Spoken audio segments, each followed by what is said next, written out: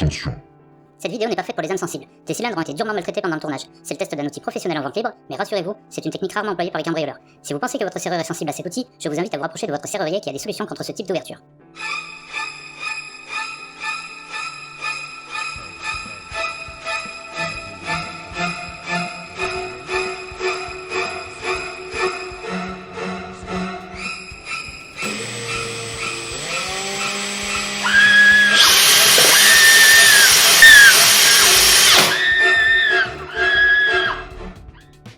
Bonjour à tous, je vous présente aujourd'hui le foret Lock Destroyer de chez Tivoli, le leader français des outils de coupe.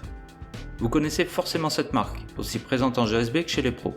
Forte d'une expérience de plus de 100 ans, cette entreprise familiale conçoit et fabrique une multitude d'outils, dont un est spécifique à notre profession, le destructeur de cylindres.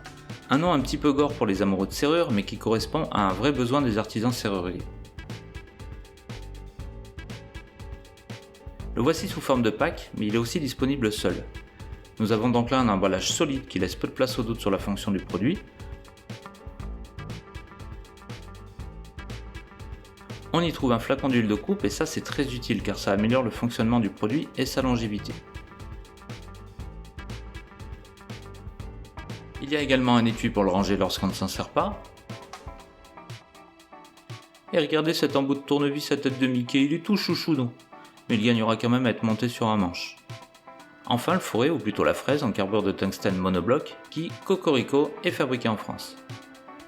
Alors qu'est-ce que le carbure de tungstène ? Eh bien plutôt qu'un métal, c'est une céramique. Ça lui confère une dureté double de celle de l'acier et une grande résistance à la chaleur. Par contre il est assez fragile au choc et le réaffûtage demande des meules spécifiques. C'est pourquoi il faut éviter de le laisser tomber sur un sol dur et le démonter de la machine pour le stocker dans son étui dès que le travail est fini. Notre outil a un angle dit négatif, voyons la différence par rapport à un angle de coupe d'un foret à métaux ou d'une fraise lime. Alors, quelle est la différence entre un outil à coupe positive et un autre à coupe négative ? Sur un outil à coupe positive, on va avoir ici un angle inférieur à 90 degrés et donc on va pénétrer la matière. Ici c'est du laiton, le même laiton que dans un cylindre, et on va vraiment relever des gros copeaux, très nets. Par contre, si jamais une aiguille anti-perçage est dans la matière, ou au fur et à mesure que l'outil travaille et force, on risque qu'une chose, c'est de casser l'outil très facilement puisqu'il y a assez peu de matière. Sur un outil à coupe négative, on va au contraire faire un bourrelet de matière.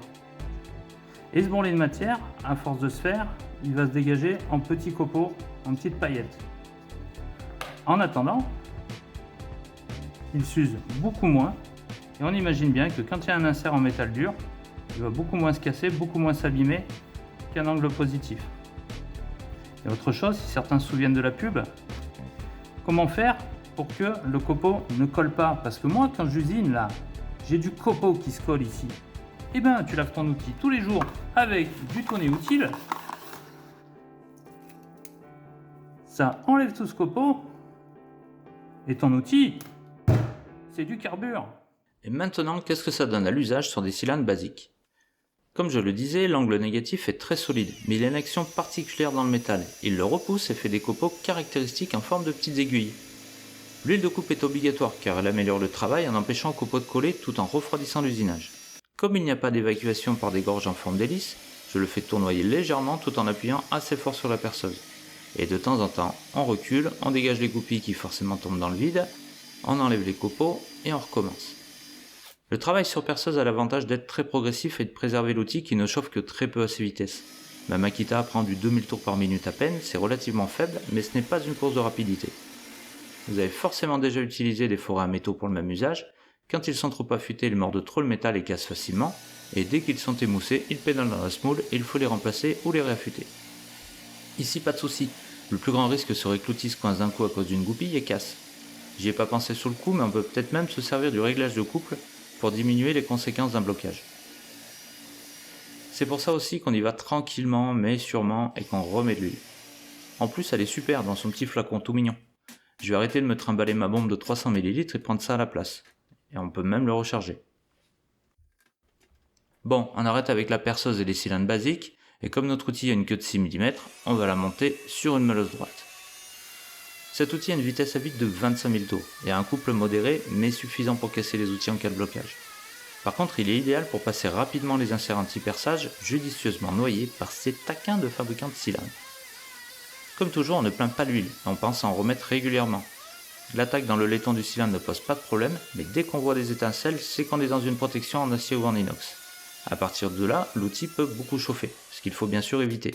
On le ressort donc, on en profite pour nettoyer l'orifice, faire tomber des copeaux, des goupilles, et on s'y remet progressivement. Vous voyez sur ces quelques fraisages que les protections sont vite dépassées, alors qu'avec un forêt on aurait perdu l'affûtage ou cassé la mèche. Même en prenant son temps, l'ouverture est sûre et rapide. Voici donc mon avis sur ce produit. Nul n'est besoin d'acheter le kit complet, sinon la première fois, mais ensuite la fraise seule suffira. Je n'ai pas tout mis dans la vidéo, mais j'ai percé une trentaine de cylindres avec au moins la moitié qui avait des protections anti-perçage. Les arêtes de l'outil se sont un petit peu émoussées, mais elles coupent encore. J'ai eu quelques blocages, et j'ai parfois fait levier un peu fort dessus pour usiner avec les angles sur les côtés et ovaliser des trous, et il ne s'est pas cassé. Comme tous les outils en carbure, ils sont à la fois très solides et en même temps très fragiles. Si on n'a pas compris ça, on n'a rien compris. Donc ça pourrait paraître un petit peu cher, mais au final, comparé à des fraises lime carbure qui ont une longévité limitée et un coût élevé, et des forêts qu'il faut changer et réaffûter sans cesse, je pense que le bilan est très bon, surtout quand on s'en sert dans un cadre professionnel. Je remercie beaucoup la société Tivoli qui m'a permis de le tester librement, et vous retrouverez prochainement d'autres produits de la marque destinés à d'autres travaux dans une prochaine vidéo.